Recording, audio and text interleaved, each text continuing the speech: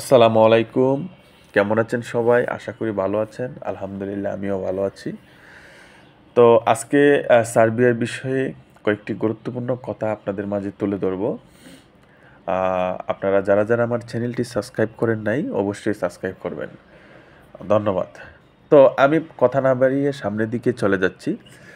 তো যে বিষয়টি সবচেয়ে লক্ষণীয় সেটা হলো আপনারা যারা ওয়ার্ক পারমিট পেয়ে বসে আছেন, যারা সার্বিয়াতে যাবেন, তারা আশা করি সবাই যেতে পারবেন। কেননা সার্বিয়াতে 2025 সালে প্রচুর ভিসা দিবে।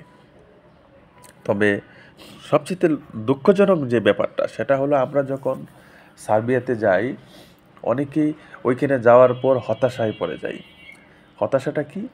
আমরা কোনো কাজ জানি না, বসে থাকি। তখন আমাদের চিন্তা আসে যে আসলে আমরা এক দেশ থেকে অন্য দেশে পালিয়ে যাওয়াটাই সবচেয়ে বেটার হবে।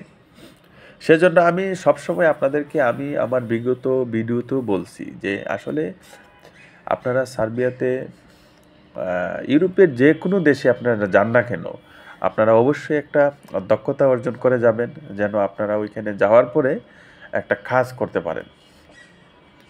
তো যারা কনস্ট্রাকশন বিষয়ে গেছেন তারা তো অবশ্যই কাজ জানেন আমি আশা করি। আর যারা কনস্ট্রাকশন বিষয়ে যান নাই তারা অবশ্যই কাজটা একটা এক্সপিরিয়েন্স অর্জন করে আপনারা যাবেন। কারণ দেখেন শতকরা 90% লোক তারা সার্বিয়াতে যাওয়ার পর কোনো কাজ পাচ্ছে না। 10% লোক তারা পাচ্ছে, আর 90 জন লোকই কাজ পাচ্ছে না। তো সেই ক্ষেত্রে আপনাকে দেখতে হবে যে আসলে আপনি কি কাজ পারেন। যদি আপনি না পারেন তাহলে আপনি কিন্তু সেখানে গিয়ে আপনি জীবিকা নির্বাহ করতে পারবেন না। আর সার্বিয়াতে সবচাইতে যে সমস্যা সেটা হলো কি ওই দেশে মাফিয়া চক্র বেশি। আফগানিস্তান, পাকিস্তান বিভিন্ন দেশের মানুষ এখানে চুরি, ডাকাতি, সন্ত্রাসী করে।